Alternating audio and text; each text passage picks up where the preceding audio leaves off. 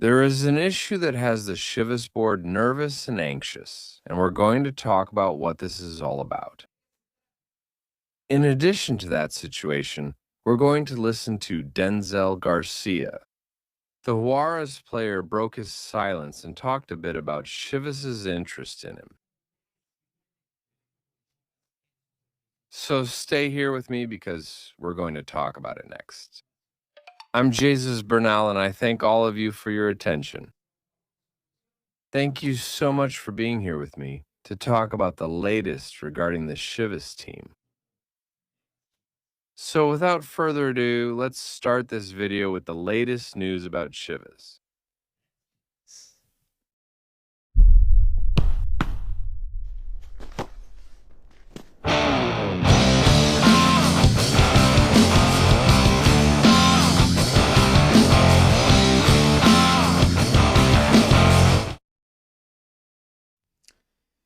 Although the Guadalajara team, I'm talking about the management, coaching staff, players, everyone, has been working well. In recent months, in the past year, they haven't won the title, but there could be some peace of mind because of the progress the team has made. But there's an issue that's making them somewhat anxious, worried, nervous in the management, because it could, let's say, destabilize a bit what these members of the management have been building. If you notice, they've been working on keeping the core together, renewing contracts, making sure the team doesn't fall apart, doesn't get out of control. That's the kind of work this management has done. But the fact that Brian Gutiérrez, Miguel Gonzalez, and this guy Arangel are going to the World Cup, and on top of that, the whole world will be watching them, and someone could pay their release clause. That's what puts the Guadalajara management in a bit of a predicament. Why? Because it might disrupt their plans. Obviously, they haven't planned on selling these players. It's not part of the plan. However, FIFA's rules ensure that if someone comes and pays the release clause, they can leave.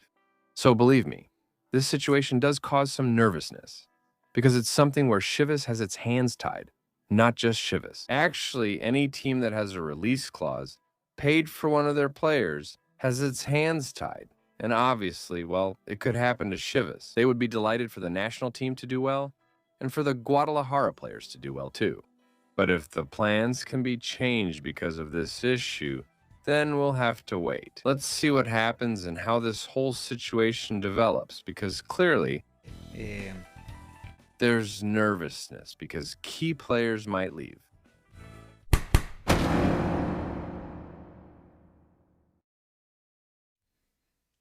Denzel García is still the topic of conversation, especially around Chivas, right?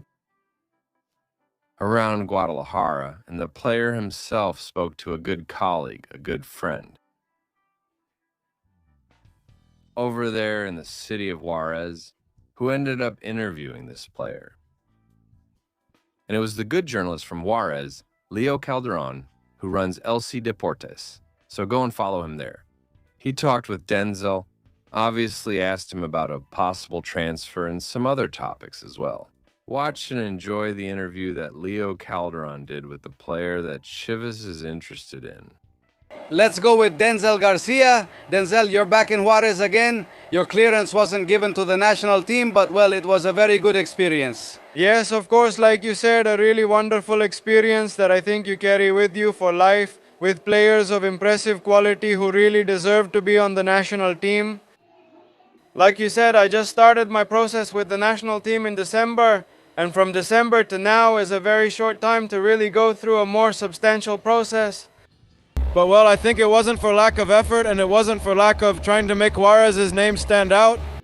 Honestly, I gave it my all while I was there, for the club, for myself, for wanting to return to the senior national team, and well, I think that's the ultimate goal. How did Vasco approach you when he gave you the news? No, honestly, to be completely honest with you, ever since I left here, I already knew how long I was going to be there. I already knew what was happening during my time there with the national team. As they mentioned, I was going as part of that practice squad, so the sparring group already finished their training camp, and there were 2 left who would be used for 1 more match, I think. But well, like I said, I already knew what I was going for. I went to do things the best way possible, but an injury didn't let me continue the way I would have liked to. But well, that's football. You never know what's going to happen today or tomorrow, and I always try to enjoy this beautiful sport. Regardless of whether Rafa Marquez stays with the national team, you're still young enough for the next World Cup. Yes, of course. No. Everything in its own time. I think, like you said, the next World Cup will catch me at an even more mature moment than I am today. I'll try to keep doing things the best way possible, whether it's here or wherever I end up. And well, the plan is to make it to the 2030 World Cup. Hey, the people here in Ciudad Juarez and everyone wanted to see you more. Obviously, it didn't happen, and well, this cycle is closing and it's time to start new things. There are possibly new projects coming up for you. You have to stay focused with Bravos. Keep giving it your all because Juarez, all the fans want to see you succeed. No, of course, and above all, I thank the Juarez fans who have always supported me. They've given me that extra push I needed, that confidence. Honestly, I don't know what to say about my future. Nowadays, I'm happy here in Juarez, and without even realizing it, I have everything. My girlfriend is from here, so to be honest with you, I'm happy here. And when they ask me if I can leave Juarez or not, to be honest with you, it hurts me. It hurts to even talk about possibly leaving here. But like I said, today I'm focused here, and until the last day I get to be here, I'll be very happy here. And well, as I've always done, I'll make sure to keep Juarez's name held high. Well, sir, send a message to all the Juarez fans who love you so much. No, just to tell them that I love them, but also that wherever I go, I always try to keep Juarez's name held high. Because that's what the club deserves. The fans who are always supporting us, I'm grateful, I will always be, and honestly, that's great. No, I have no words, honestly, for everything I have to thank the Juarez fans for.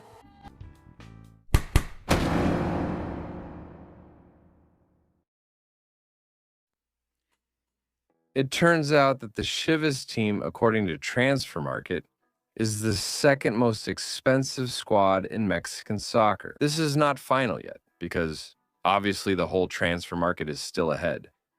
But according to how the market has moved, let's say, in the last few hours, the update in the players' values, today Transfer Market puts Guadalajara there. Look, this is the list of the most expensive clubs. America's the first, Chivas, 98.20 million. Then comes Chivas with 94.63. Note, America has 3 more players in the first team than Chivas. Then comes Toluca, with a big gap at 87 Cruz Azul, the champion with 83 Tigres, with 81 Pumas, with 62, and Monterrey with 56. So don't be surprised at all if the Chivas team starting the next tournament could become the most expensive squad in all of Mexico. Mexican football.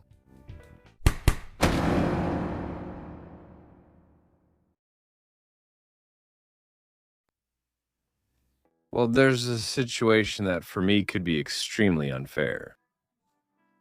And that would be if Vasco Aguirre dares to take Charlie Rodriguez and or Jordan Carrillo to the Mexican national team. I hope that's not the case. Because if this happens, there's going to be a real problem once again in Mexican soccer. Maury Vergara had already flexed his muscles at one point. And I say this because it would be very unfair to leave a player you consider for the World Cup with Cruz Azul and take away important pieces from the rest of the teams that they should have had to compete in the playoffs. Be careful with that, especially regarding Charlie Rodriguez.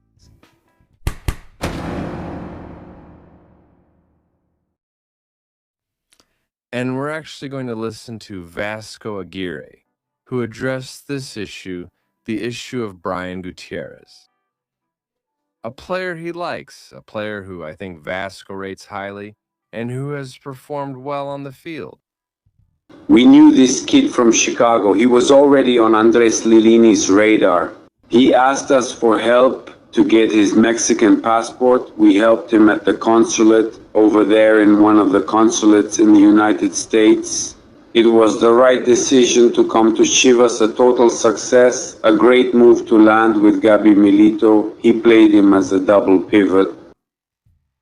I had reports from Lilini that he can play as a second striker. In Chicago, he played in all three positions behind, in front of the pivots, behind the number 9, in a 4-2-3-1, and he fit right in. He fit right in, beyond the goal. That seemed easy, but really wasn't.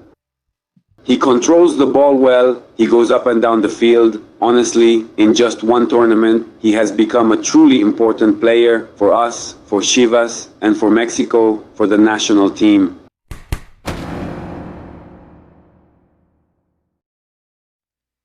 To finish, remember that the Guadalajara team returns to training on June 15th, so there are still 3 weeks left before the Chivas players are back. There, they will report in, put themselves at the disposal of Gabi Milito, and start working with the next season in mind. So that's what's coming up next for the Chivas team. While surely in these 3 weeks, something will have to be finalized. Something will have to be finalized. Algo se tendrá que cerrar. In favor of Chivas. Alright, we'll leave this video here. Thank you very much for your attention.